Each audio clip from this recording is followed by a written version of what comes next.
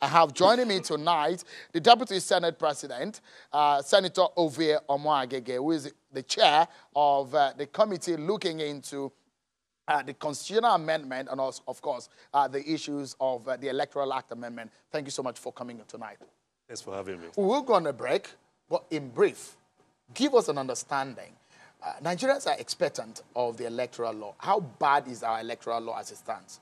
Well, to begin with, it's clear that we have serious challenges with the Electoral Act, and we tried as best we were able to have some of these amendments put through in the 8th Senate, but because of the challenges we had then in the 8th Senate, we're not able to get this across to Mr. President on time, and based on the challenges posed by the ECOWAS protocol, Mr. President was unable to sign.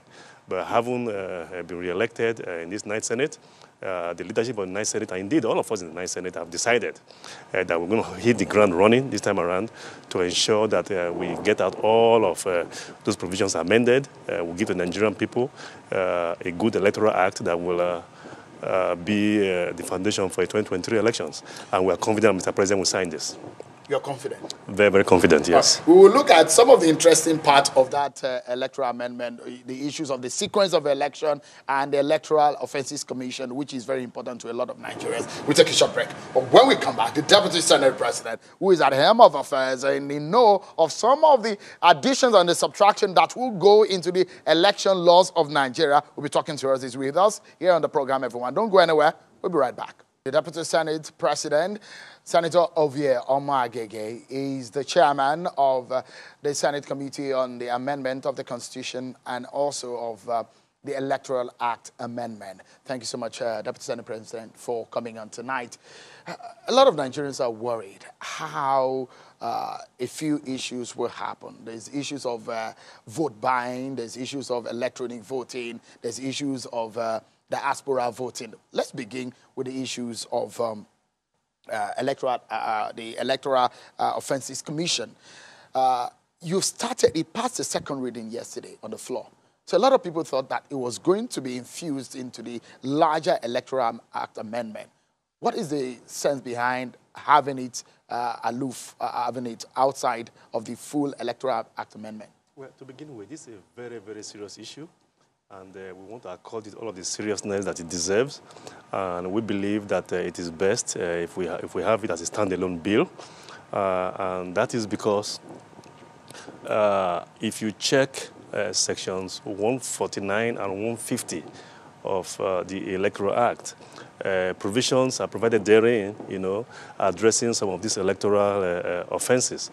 But the challenge we've always had is that INEC lacks the capacity, the personnel, to actually carry out these prosecutions on behalf of the people. And in addition to that, there's also another drawback of INEC prosecutors having to wait until there's a referral from the tribunals at the conclusion of the election petition cases, by which time, everybody's attention has been diverted from there. So we believe that, that this time around, in addition to those provisions already, those offenses already created under 149 and 150 of the Electoral Act, that we should also create a new set of crimes.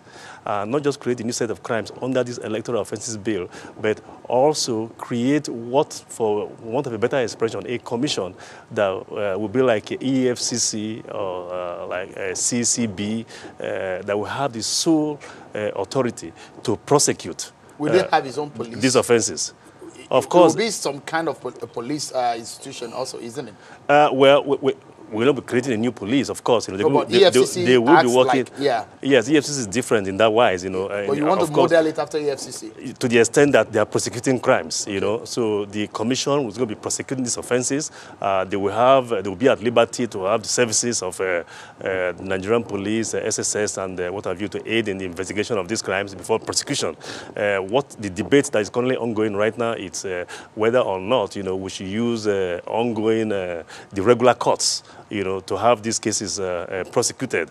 The drawback to that, as pointed out by several of my colleagues in the debate yesterday, as you would have noticed, is that we don't want a situation where these cases will drag on for so many years, just like the EFCC prosecutions have dragged on for so many years. We are looking at a situation where we may end up having to create either special tribunals or designate certain courts as courts handling these special courts handling these prosecutions, or set up maybe the president of the Court of Appeal set up special panels, to hear all of these cases, also within a specified time frame. You just want to ensure that you rig elections, you go to jail. Absolutely. No, that's what you're planning. No debate about that. Yeah. So, I mean, because there's issues of vote buying also, there's issues of pre-election matters also, and those who forge certificates and a whole lot of that. Yeah. So you said earlier in one of the soundbite that we have that we might be having special judges also for these cases. Absolutely, yes, yes. If we go into the issues of election sequence, you said earlier that is already the Constitution allows the INEC to be able to set the sequence of the election. Would that also be captured in the amendment? No, we don't have to, because that's always been the law. I think the jurisprudence in that area is already settled. That's why we were taken aback in the 8th Senate during the last exercise, when an attempt was made, to take those powers through the Electoral Act amendment. Powers we believe are constitutional powers already embedded in the Constitution, vested in INEC. You cannot take those powers via an Electoral Act amendment, an act of the National Assembly. So we felt at the time that was a settled area. We didn't need to delve into that. You were very vehement at that time in the 8th Assembly. Absolutely. You stood against it. Absolutely. So, absolutely. This time around, INEC says that it wants to go full digital. It wants to employ technology. How feasible is that? Well, it's very, very feasible. To begin with, I've always been a big fan. I'm not a new convert. I'm just pleasantly surprised that a lot of my colleagues and indeed a lot of stakeholders out there are now buying into this, and it's a very, very good thing. You see, what we owe Nigerians, is to create an enabling environment, to provide the legislative environment for INEC to give us a free, fair, and credible elections. And we all know that the best and only way, to achieve that is to go full digital. With the fears of the fact that America was saying that the elections were circumvented somehow, remotely, it dragged for a long time. Yeah. Are you concerned that, or you worried that there might be some interference in our electoral process if we go full digital? No. To the extent that you are going, we're doing an e-transmission of results, then we have those concerns. But I'm not for e-transmission. I'm only for e-voting, and that's different. So you can stay in the comfort of your home and electronically vote. Is that what we're looking at are voting machines that will take the place instead of ballot boxes in the polling units. You vote with the machines, and those machines have the paper trail. And at the end of the voting, the machine will spill out, the results of who voted for whom. And those results sheet, the paper printout of the results, will not be signed by each of the party agents. The main difference here is that we're not using paper ballots. We're not using ballot boxes and what have you. But the issues of diaspora voting. Yes. Is that considered also? No, it's an issue that a lot of people are canvassing. But the logistics to bring that about is not going to be easy because the question becomes which of the voters are you going to capture in what country? So it may not happen now. I'm not so sure about that. If you are going full digital, are you aware also of the issues of network in some remote areas of the country? Well, yes. What we are looking at, we're not looking at the machines that will be dependent on those networks. That's why I said we are not interested. We are not pushing at this time for e-transmission. E-transmission, that would be a concern if we are doing e-transmission. We look at a situation where the machines will be deployed right there in each of the polling units. It does not require any satellite for it to function. We have just about a few seconds to close, and I have just quick Two quick questions to ask you. The first one being the kind of issues that your party is experiencing now, inter-party issues.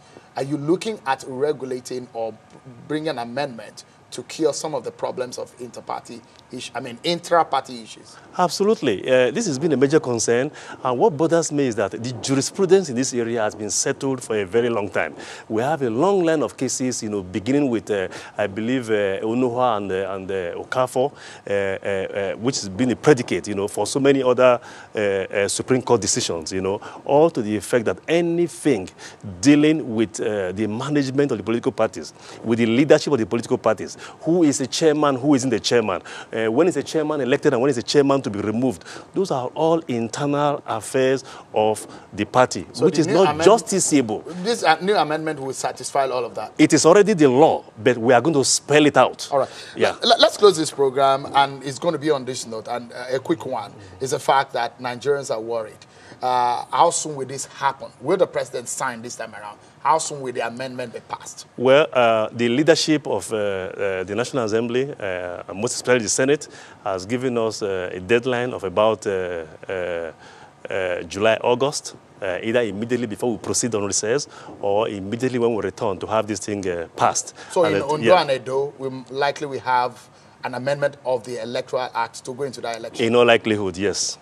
Deputy Senate President, Senator Ovioma Agege, thank you so much for coming on Thanks tonight. for having me. And I wish you all the best. A lot of Nigerians so are open and are expecting that these fixes will happen, and they'll happen soon. Thank you so much. Thank you very much. Thanks for having me. That's our special guest on the program tonight, Deputy Senate President, the Chairman of the Constitutional Amendment Law, and, of course, the Electoral Amendment Law. At some point, we will also have an opportunity to speak with him on the Constitutional Amendment. But that's how it tonight on the program. Thank you so much, everyone, for watching. I'm Sean Kimale. Bye-bye.